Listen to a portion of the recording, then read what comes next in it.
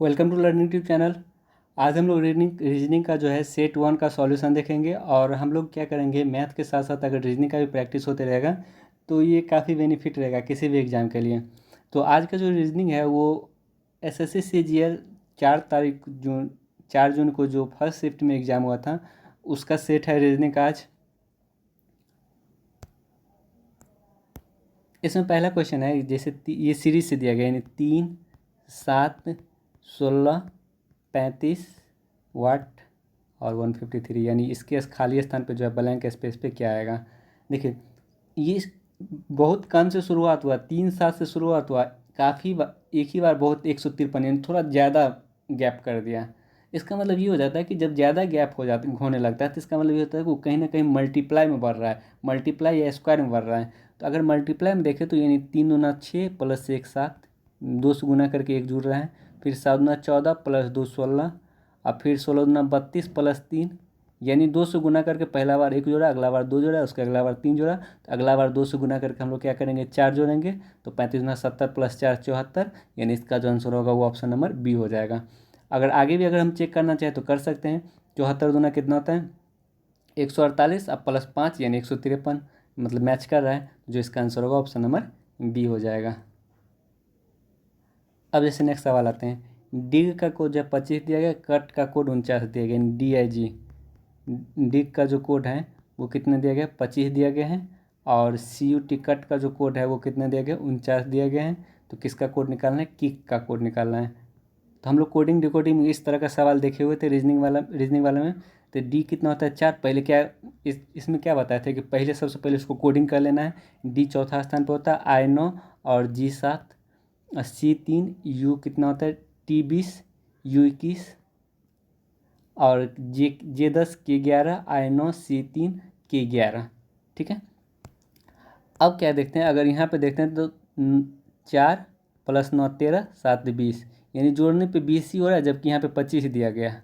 यहाँ पे जोड़ने पे कितना हो रहा है, 21 3 24, अब प्लस 20 44, जोड़ने पे 44 हो रहा है इसका, और यहाँ पे 49 दिया गया, यानी जोड़ के 5 का वृद्धि कर रहा है, यानी ये सबको जोड़ के 5 का वृद्धि कर रहा है। तो यहाँ भी हम सबको जोड़कर 5 का वृद्धि कर देंगे। 11 9 20, 3 23, और 23 प्लस 11 कितना हो जाएगा, 34, और 34 में अगर हम 5 का वृद्धि करेंगे तो 39, यानी इसका जो आंसर होगा ऑप्शन नंबर सी इसका राइट आंसर हो जाएगा। तो अगर हम कोडिंग कर देते हैं इसको तो हमें ईजी वे में समझ में आ जाएगा कि क्या किया गया है।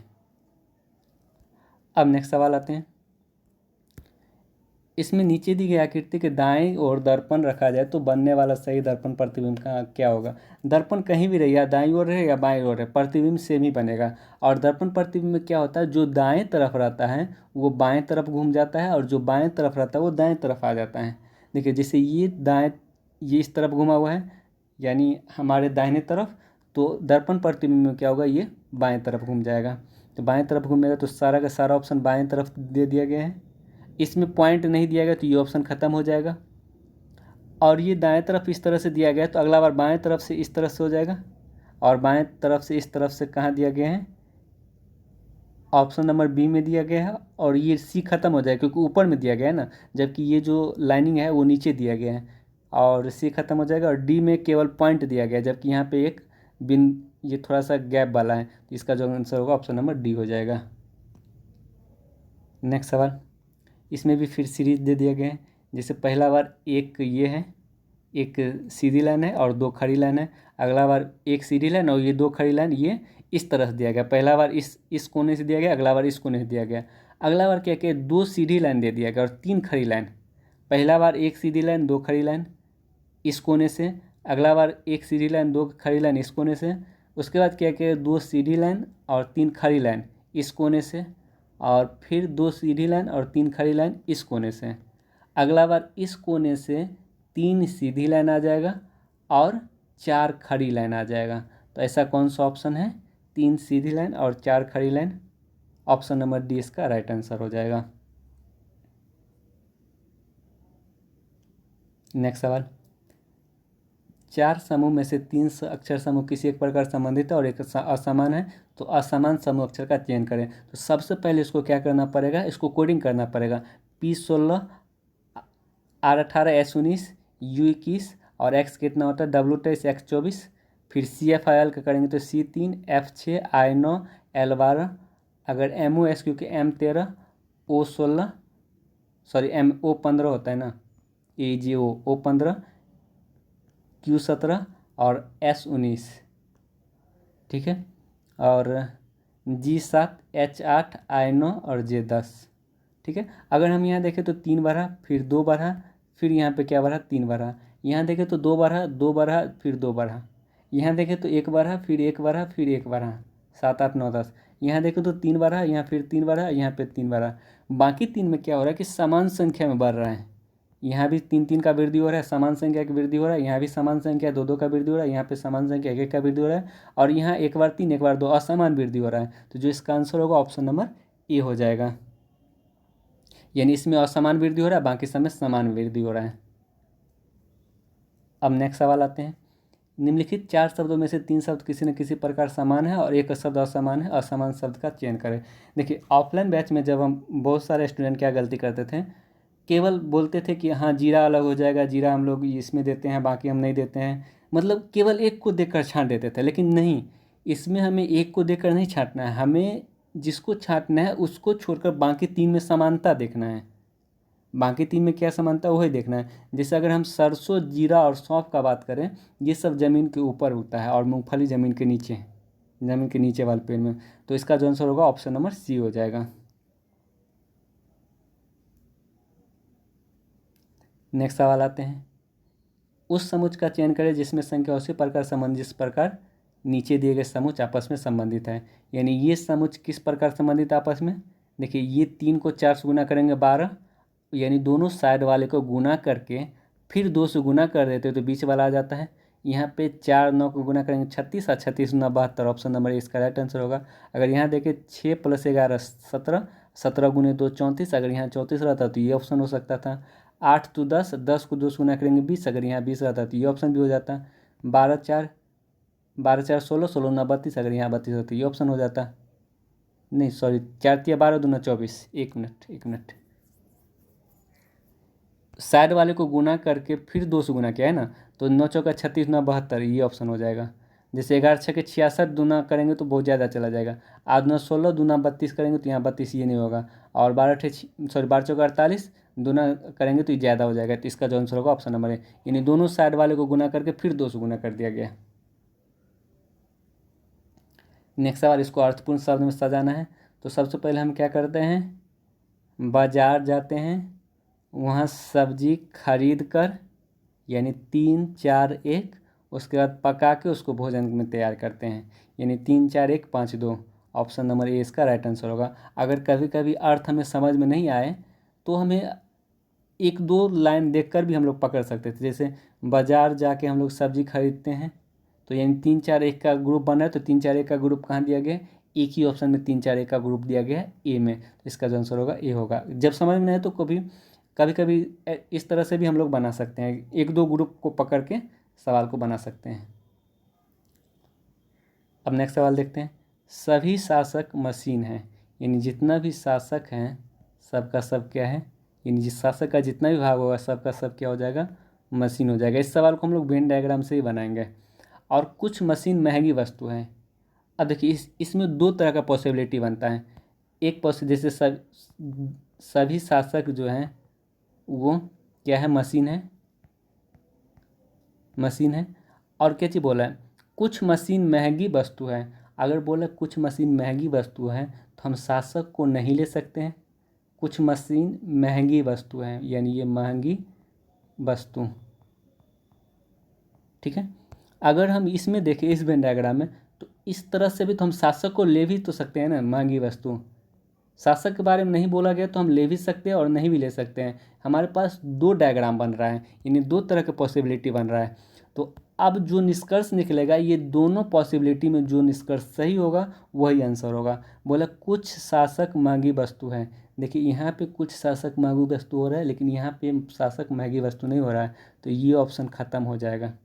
बोला कुछ महंगी वस्तु मशीन है, यानी महंगी वस्तु इतना भाग में से कुछ भाग मशीन हो रहा है, और इसमें भी महंगी वस्तु इतना भाग में से कुछ भाग मशीन हो रहा है, तो यानी ये निष्कर्ष सही है, 2 सही हो रहा है। सभी महंगी वस्तु मशीन है, सभी महंगी वस्तु मशीन है, मशीन महंगी वस्तु का कुछ ही भाग मशीन हो रहा है, यानी ये भी गलत हो जाएगा। तो केवल निष्कर्ष 2 ऑप्शन नंबर 20 का राइट आंसर होगा। तो इस तरह का सवाल जब भी है तो हम लोग वेन डायग्राम से ही बनाएंगे उसको। जिस प्रकार अधिवक्ता का संबंध न्याय से उसी प्रकार मध्यस्थ का संबंध किससे होगा, यानी अधिवक्ता क्या करता है,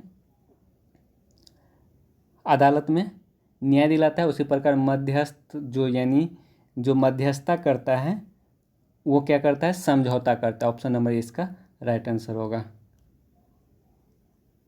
अब ये सीरीज का सवाल है, B B A B B C A triple B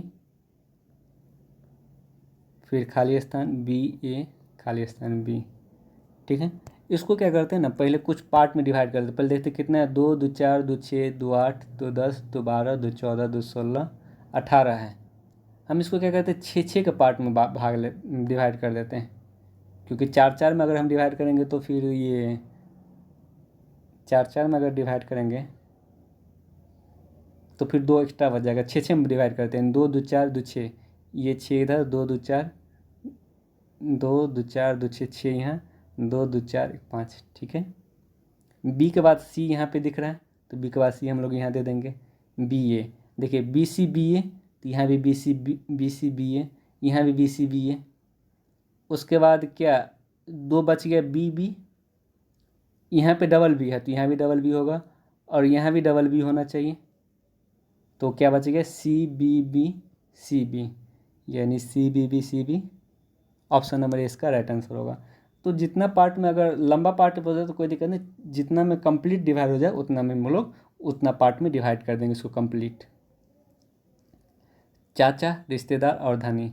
अब देखिए इस सवाल को वेन डायग्राम, इस सवाल को बहुत लोग क्या करते हैं, रिश्तेदार और धनी, इसको हम लोग कैसे बनाते हैं, पहले हम देख लेते हैं चाचा और रिश्तेदार में क्या संबंध है। यानी जितना भी चाचा होंगे वो सब का सब रिश्तेदार होंगे, यानी ये सभी का संबंध है। चाचा और धनी में क्या संबंध है, क्या सभी चाचा धनी होंगे, नहीं, कुछ चाचा धनी होंगे। और रिश्तेदार और धनी में क्या संबंध है, कि कुछ रिश्तेदार धनी होंगे। तो सबसे पहले चाचा और सभी चाचा रिश्तेदार होंगे, तो पहले ऐसा वेन डायग्राम बनेंगे जिसमें सभी चाचा जो है वो रिश्तेदार हो रहे हैं। अब रिश्तेदार में भी धनी का संबंध कुछ से है और चाचा में भी धनी का संबंध कुछ से है, तो यानी कुछ चाचा और कुछ रिश्तेदार को लेकर धनी बना देंगे। यानी इस तरह का डायग्राम कहाँ पे है, ये ऑप्शन नंबर ए में चाचा को छोड़ दिया गया है, इसका जो होगा option number D right answer होगा। क्योंकि चाचा में भी कुछ को रिश्ते धनी बना देंगे और रिश्तेदार में भी कुछ को धनी बनाएंगे, तो ऑप्शन नंबर डी इसका राइट आंसर हो जाएगा। अब नेक्स्ट सवाल, निम्नलिखित में से कितने वर्ग हैं। देखिए इसको फास्ट कैसे हम लोग गिनते हैं, जैसे ये जो आकृति दिया गया है, ये आकृति इस तरह का हमारे पास 3 आकृति हैं। एक वर्ग, इस वर्ग को 4 भाग में बांटा गया, इस तरह का 3 आकृति है। पहला ये हो गया, दूसरा ये हो गया, और तीसरा ये बड़ा वाला हो गया, जिसको यहाँ से और यहाँ से चार आकृति है। तो इसको बनाने का क्या तरीका होगा, सबसे पहले हम क्या करते हैं, एक में निकाल लेते हैं कि एक में कितना आ सकता है। जैसे ये एक वर्ग है ना, इसको अगर हम 4 भाग में बांटते हैं तो 1 2 3 4 वर्ग ये हो जाएगा और 5वां वर्ग ये हो जाएगा। यानी अगर हम एक वर्ग को 2 बराबर भागों में बांटते हैं तो 5 वर्ग आता है, इसका मतलब 5 वर्ग यहाँ से इसमें आ जाएगा और 5 वर्ग ये आ जाएगा 10, और 5 वर्ग ये टोटल बड़ा वाला में से आ जाएगा 15। लेकिन 5 वर्ग जब हम बड़ा वाला में से ले लेंगे तो ये ऑलरेडी काउंट हो चुका था, ये ऑलरेडी काउंट हो चुका था, तो इन 2 घटा देंगे, यानी 13 हो गया। यानी 13 हमारे पास इधर वर्ग में आ गया, 13 ये आ गया। अब आते हैं, ये एक 14 हो जाएगा, अभी तक +1 में 14 हो गए। और भी कहीं पे मिल रहा है, और कहीं नहीं मिला है, तो जो इसका आंसर होगा कितना वर्ग हो जाएगा, 14 वर्ग हो जाएगा। इसका आंसर जो होगा ऑप्शन नंबर डी हो जाएगा। अब नेक्स्ट सवाल देखते हैं, CGI और AGE के। इसको भी सबसे पहले हम लोग क्या करेंगे, कोडिंग कर देंगे। अगर कोडिंग कर देते तो बहुत जल्दी पता चले। C3 E5 G7 I9 AGE के, ये कितना, 1 G7 E5 और JK 11। तो क्या निकालना, D F H I H J, D 4 F 6 H कितना होता है 8 और जे 10। तो इस दोनों में क्या क्या चीज़ रिलेशन दिया गया, पहले 2 का कमी किया गया, फिर 2 का वृद्धि किया गया, फिर 2 का कमी किया गया, फिर 2 का वृद्धि किया गया। उसी तरह से अगर हम इसमें 2 का कमी करेंगे तो 2, 2 का वृद्धि करेंगे तो 8, फिर 2 का कमी करेंगे 6, फिर 2 का वृद्धि करेंगे तो 12। तो 2 में क्या हो जाएगा बी, 8 में एच और ये 6 में एफ और 12 में एल, यानी B H F L. Option number A इसका राइट आंसर होगा। इस सब सवाल में जिसको भी प्रॉब्लम होता होगा वो लोग कोडिंग डिकोडिंग जो चैप्टर है यानी प्ले लिस्ट में मिल जाएगा, वहाँ से पढ़ सकते हैं, वहाँ से आपको सारा चीज़ क्लियर हो जाएगा। अब जैसे विक्ट्री का कोड क्या दिया गया, CIVSYRO, ये सवाल भी बताया जा चुका है। जो कोडिंग डिकोडिंग चैप्टर था उसमें हम ये सवाल भी बताए हैं। विक्ट्री इस टाइप का सवाल कैसे बनता है, CIVSYRO। हम क्या देख रहे हैं कि जो चीज़ दिया गया है यानी ऊपर में जो चीज़ दिया गया है उसका सारा का सारा वर्ड नीचे मिल रहा है। तो इसका मतलब क्या होगा कि इसी में कहीं ना कहीं इंटर रिलेट किया होगा। जैसे अगर देखें तो भी यहाँ आ गया, आई यहाँ रह गया और सी यहीं आ गया। ओ आर वाई में देखिए, ओ यहाँ आ गया, आर यहीं रह गया और वाई यहाँ आ गया, यानी क्रॉस कर दिया गया है। और टी में क्या क्या एक का कमी किया गया है। तो सेम उसी तरह का रिलेशन हम लोग यहाँ भी निकालेंगे। इस तरह का सवाल हम लोग इसमें देख चुके थे, TRAITOR, यानी कोडिंग डिकोडिंग चैप्टर में हम लोग इस तरह का सवाल देख चुके थे। तो अगर हम इस तीन को अगर हम इंटर रिलेट करेंगे तो ART यहाँ हो जाएगा, और यहाँ पे एक का कमी करेंगे, यानी अगर हम आई में एक का कमी करेंगे तो क्या हो जाएगा, एच ना होगा, HI यानी एच हो जाएगा। फिर इस तीन में अगर हम देखेंगे तो ROT, इस तरह का कौन सा ऑप्शन है, ARTHROT, यानी ऑप्शन नंबर सी इसका राइट आंसर होगा। जिनको भी अगर इस तरह का सवाल में प्रॉब्लम होगा वो लोग कोडिंग डिकोडिंग चैप्टर देख लेंगे, वहाँ पे सारा चीज़ क्लियर हो जाएगा। अब नेक्स्ट सवाल आता है पुस्तक ज्ञान कोश, यानी ज्ञान कोश मतलब क्या, डिक्शनरी। यानी पुस्तक का ही भाग होता है, पुस्तक में एक भाग डिक्शनरी होता है। तो सरीसृप में एक अजगर भी होता है, टेनिस में बॉल होता है, ये गलत हो जाएगा। वृक्ष में वन होता है, ये भी गलत हो जाएगा। वन में वृक्ष होता है, फर्नीचर में लकड़ी होगा, ये भी नहीं होगा। जैसे पुस्तक में डिक्शनरी होता है उसी तरह सरीसृप का जो है वो अजगर, सरीसृप में क्या आ जाएगा, अजगर आ जाएगा। पुस्तक में जिस तरह से डिक्शनरी आएगा उसी तरह सरीसृप में अजगर आ जाएगा। 3684, इस टाइप का सवाल में क्या होता है कि बहुत लोग क्या करते हैं कि बहुत ज़्यादा एक्स्ट्रा सोचने लगते हैं, लेकिन हमें पहले बेसिक चीज़ देखना है। 36 और 84 का अनुपात क्या है, 36:84, 12 से 3 बार में 12 से 7, 3:7 हैं। क्या कहीं पे 3:7 मिल रहा है, अगर 3:7 कहीं पे मिल रहा है तो पहले उसी को प्रायोरिटी देंगे, उसके बाद ही हम कुछ एक्स्ट्रा सोचेंगे। पहले हम अनुपात चेक करेंगे, उसके बाद हम कुछ देखेंगे। अगर हम 27 और 63 देखें, 27 और 63 यानी 9 तिया 27, 9 से 63, 3:7 ये भी हो रहा है, 3:7 ये भी, तो ऑप्शन नंबर 20 का राइट आंसर होगा। ज़्यादा एक्स्ट्रा नहीं सोचना है। जब तक अगर हम पहले बेसिक चीज़ अनुपात में देखेंगे, अगर अनुपात में नहीं मिलेगा तब हम कुछ एक्स्ट्रा गुना भाग जो भी होगा वो कर सकते हैं। नेक्स्ट सवाल आते हैं, 8 व्यक्ति के एक परिवार में 2 युगल, 2 युगल के 2 बच्चे और बी और डी भाई हैं, उनके 2 बच्चे हैं। अभी इस स्टेटमेंट को नहीं लेते क्योंकि बी डी लेंगे, फिर आगे बी डी का रिलेशन कहीं नहीं दिया गया है, तो इस स्टेटमेंट को पहले अभी इग्नोर कर देते, इस स्टेटमेंट को बाद में हम लोग फॉलो करेंगे। इसमें क्या दिया है, ई ए की चाची है और ए सी का चचेरा भाई है, यानी ई जो है ए की चाची है, इसका मतलब ई ए की चाची है ना, तो ए के पापा होंगे, ए के पापा, उसका कोई भाई होगा, उसकी पत्नी हो जाएगी कौन, ए के पापा के भाई की पत्नी हो जाएगी। अब कैची बोला है, ए सी का चचेरा भाई है, ये जो सी का चचेरा भाई है इसका मतलब इस दोनों का बेटा सी हो जाएगा। सी एच की बहन है, अगर सी एच की बहन है तो इसका मतलब सी एच ये मेल और ये फीमेल, ठीक है। एच जी का चचेरा भाई है, एच जो है अगर जी का चचेरा भाई है तो इसका मतलब जी इसका बेटा होगा, क्योंकि अगर इसका बेटा करेंगे तो ये दोनों अपना भाई बहन हो जाएगा ना, तो यानी उसके पापा, एच के पापा के भाई का बेटा जी इधर हो जाएगा, यानी ए जी अपना भाई बहन हो जाएगा। सी एच की बहन है, एच जी का चचेरा भाई है, यानी ये भाई है। एफ बी की पत्नी है, एफ जो है बी की पत्नी है, इसको भी रहने देते हैं। और एच किस, हाँ एफ बी की पत्नी है, ये कहाँ पे आएगी?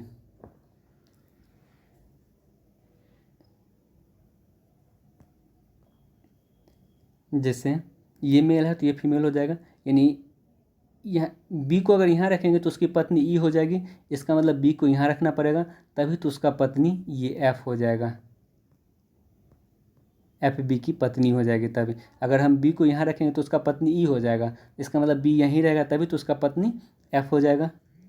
अब क्या चीज़ बोला जा रहा है? बी और डी भाई था, तो इसका मतलब डी यहाँ पे आ जाएगा। अब ऊपर वाला स्टेटमेंट, बी और डी भाई हैं और उन दोनों को दो दो बच्चे भी हो गए हैं, तो क्या चीज़ बोले? एच किस प्रकार एफ से संबंधित है, यानी एच जो है वो एफ की भतीजा हो जाएगा, यानी एफ के पति का भाई का बेटा भतीजा हो जाएगा, यानी इसका जो आंसर होगा ऑप्शन नंबर डी इसका राइट आंसर हो जाएगा। नेक्स्ट सवाल 9, 35, 16, यानी देखिए, और ऑप्शन में भी क्या देख रहे हो? 16, 64, 81, 36, 36, 25, 25, 4, यानी ऑप्शन में क्या देख रहे हो? किसी न किसी का स्क्वायर दिया गया है, तो इसका मतलब हमें कहीं ना कहीं ये स्क्वायर को लेकर ही सवाल को बनाया गया होगा, तभी तो हर जगह स्क्वायर दिया गया है ना, हर जगह स्क्वायर दिया गया, इसका मतलब कहीं ना कहीं स्क्वायर को लेकर इस सवाल को बनाया गया होगा। तो इसका मतलब 9 को अगर देखेंगे तो 3, और 16 को देखेंगे तो 4। 3 और 4 को हम लोग 35 कैसे बना सकते हैं? 3 + 4 7, और दोनों को जोड़कर 5 से गुना करना पड़ेगा, तभी तो 35 बनेगा ना। अब बाकी जगह देखते हैं, ये 4 और ये 8, 8 + 4 12, 12 पंचे 60, यहाँ 60 रहता तभी ऑप्शन हो सकता था। यहाँ पे 9, यहाँ पे 4, 9 4 13, 13 पंचे 65, यानी ऑप्शन नंबर सी इसका राइट आंसर होगा। पहले क्या किया गया? इसको रूट से निकाल के दोनों को जोड़ के फिर 5 से गुना कर दिया गया। तो अगर हम रूट से निकालेंगे 9, और यहाँ रूट से निकालेंगे तो सॉरी 6 होगा, यहाँ रूट से निकालेंगे तो 6, 9 6 15, और 15 को अगर हम लोग 5 से गुना करेंगे तो 75, ये भी ऑप्शन नहीं होगा। यहाँ रूट से निकालेंगे तो 6, और यहाँ रूट से निकालेंगे तो 5, तो 6 5 11, 11 को 5 से गुना करेंगे 55, इसका जो आंसर होगा ऑप्शन नंबर बी हो जाएगा। नेक्स्ट सवाल, निम्नलिखित समीकरण को सही करने के लिए किन दो चिन्हों को आपस में बदलना पड़ेगा? तो अगर हम पहला ऑप्शन लेते हैं 12 - 8, प्लस और भागा को बदलेंगे, इसका मतलब प्लस की जगह भाग, भागा 12 गुने 9, और भागा की जगह क्या रखेंगे? +3, यानी 12 - 8/12 गुने 9 +3, यानी 3 3 9, 3 4 12, और 4 दूना 8, यानी 12 में से 6 गया, ये 3 9 6, 12 में से 6 गया 6, +3 9, यानी सही है। ऑप्शन नंबर ए रखने पर ये इक्वेशन सेटिस्फाइड हो रहा है, यानी प्लस को भागा के साथ बदल देते हैं या भागा को प्लस के साथ, तो ये इक्वेशन सेटिस्फाइड हो जाता है। अब नेक्स्ट सवाल देखते हैं। ABC में इस प्रकार विभाजित किया गया 1875 रुपये को कि ए का हिस्सा B+C के संयुक्त हिस्से का आधा है, यानी ए का जो हिस्सा है वो कितना है? B+C के संयुक्त हिस्से का आधा है, और बी का हिस्सा AC के संयुक्त हिस्से, यानी बी का जो हिस्सा है वो A+C के संयुक्त हिस्से का आधा है, सॉरी 1/4 है। ठीक है, तो सी का हिस्सा एक हिस्से से कितना अधिक है? देखिए, इस सवाल को हम लोग अगर अनुपात का बेसिक चीज़ जानते होंगे तो ये सवाल बहुत ही ईजी वे में बन जाएगा। जैसे अगर A/B+C करेंगे तो यहाँ पे कितना हो जाएगा? 1/2, और यहाँ पे B/A+C करेंगे तो यहाँ पे कितना हो जाएगा? 1/4, ये 1/4 होगा ना, ये A+C को अगर हम उधर काट के नीचे ले जाएंगे, यहाँ ABC को जोड़ने पर टोटल 2 1 3 हो रहा है, यहाँ ABC को जोड़ने पर 4 1 5 हो रहा है, तो हम ये टोटल बड़ा ABC का मान हर दोनों जगह अलग अलग कैसे हो सकता है? दोनों जगह बराबर करना पड़ेगा। यहाँ पे 5 हो रहा है, यहाँ पे 3 हो रहा है, तो हम क्या करते हैं? दोनों को बराबर करते हैं। इसको हम लोग ऊपर 5 और नीचे 5 से गुना कर देते हैं, यहाँ भी ऊपर 5 और नीचे 5 से गुना कर देते हैं, तो यहाँ पे कितना हो जाएगा? 5/10, सॉरी यहाँ 3 3 से गुना करना पड़ेगा ना बराबर करने के लिए। 2 1 3, यानी इसके योग से इसको गुना करना पड़ेगा, 4 1 5, इसके योग से इसको गुना करना, 3 3 से अगर हम गुना करते हैं तो 3/12 हो जाता है, 3/12 हो जाएगा। अब अगर हम देखें